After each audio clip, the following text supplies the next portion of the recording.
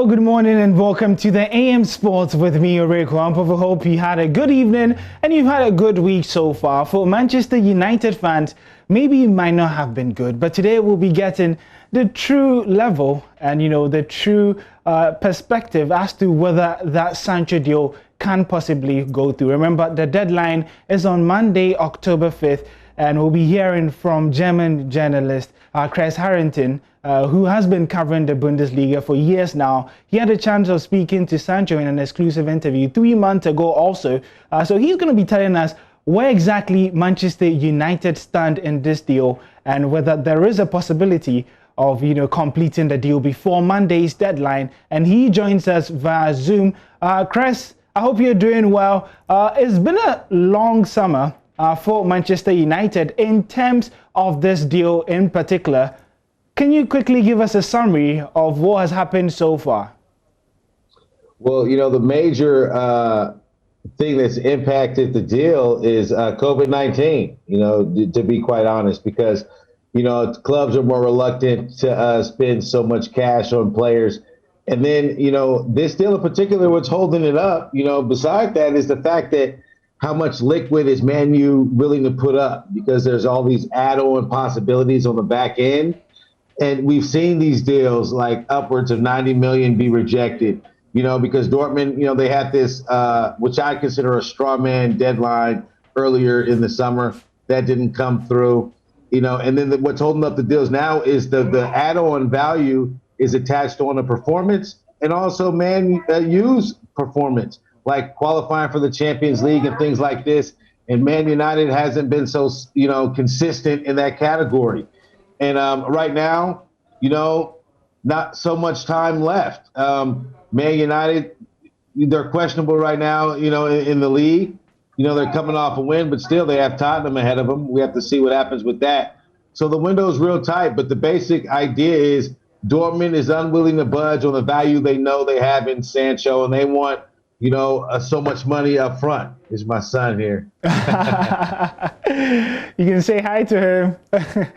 But yeah, say hi, buddy. All right, yeah, but that's what's been holding it up, basically. Just the idea that, Dortmund want all they can get in the value.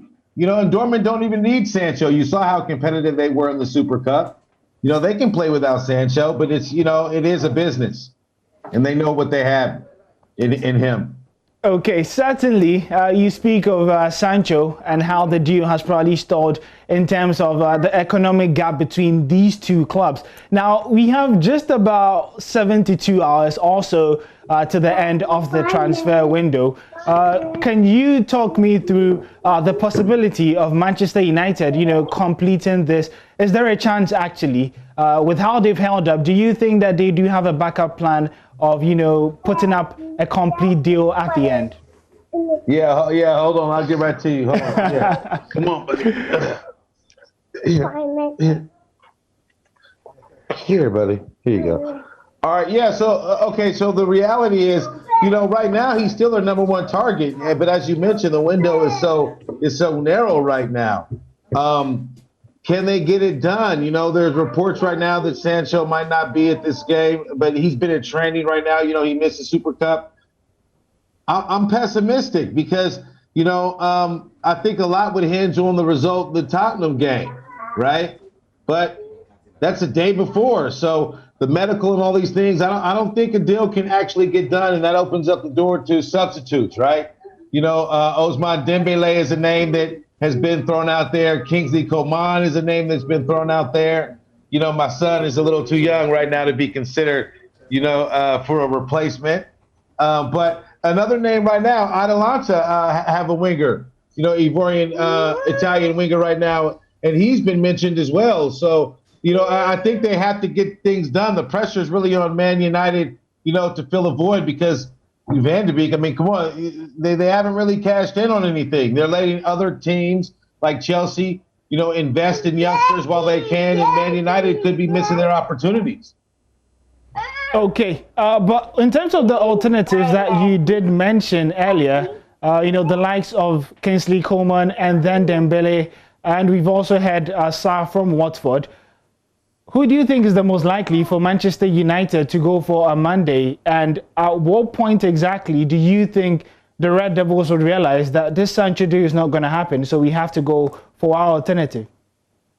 Yeah, I think I think Dembele is going to be the strongest candidate right now, and it's hard to say. It's really hard to say because you never want your second pick. You always want your number one pick.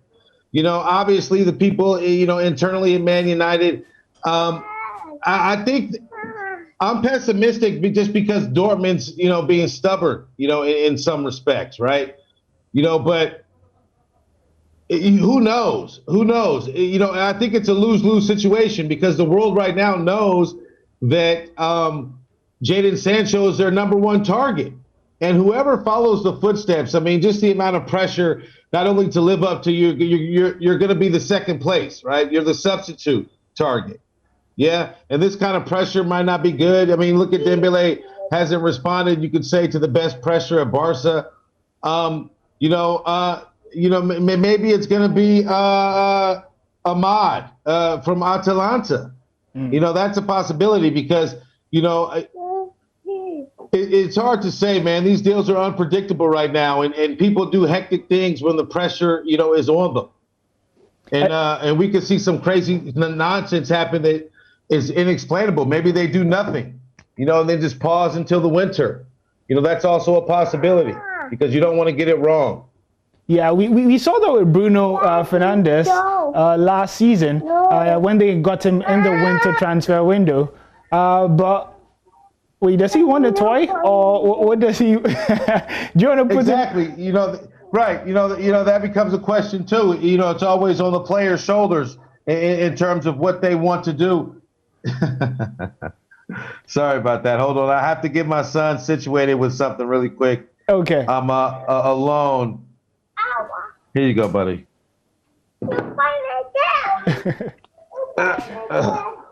right. All right. Yeah, in respects to the players' willingness also. Yeah. I think you have to rely on that. They are human beings after all. Okay, and also let's move to some Ghanaian interest where Taric Lante, he has Ghanaian roots and he's been linked with Bayern Munich. There's been reports that after missing out on Serginho Dest, he might be the next target. Is there any truth to that report? Yeah, of course there's truth to it. The reality is right now I think the asking price is above 20 million. And Bayern. Are putting up substitute numbers right now. I mean, his plans are to be like a backup of sorts. And I don't like that move. The move doesn't make much sense to me because he left Chelsea because of limited playing time and situations like that. Now you see him doing well at Brighton. Why would he want to go back to being a backup for Ben Pavard, in the sorts of their other investments they already have seriously invested in?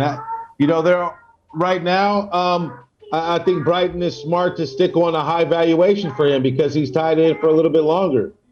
And the worst thing you can see, I mean, you look at what Bayern's just done. We see Quizon just left, right? I mean, Bayern have some young talent, but the talent is useless if they're not getting the repetition they need to develop themselves. And it's foolish for a youngster to go to a team like Bayern where, I mean, you have talented players that get limited time. I mean, that's a mental obstacle as well to deal with, at a club like Bayern. Bayern's not Dortmund, all right? They're not giving the green light to anybody, any young kid with talent, So, and that could also weigh on a young talent too. It could stagnate his progress, and that's the worst thing you can see, right? Because the shelf life is so short, for footballers in this prime age where they're finding themselves and making a name for themselves. They have to continue that progress.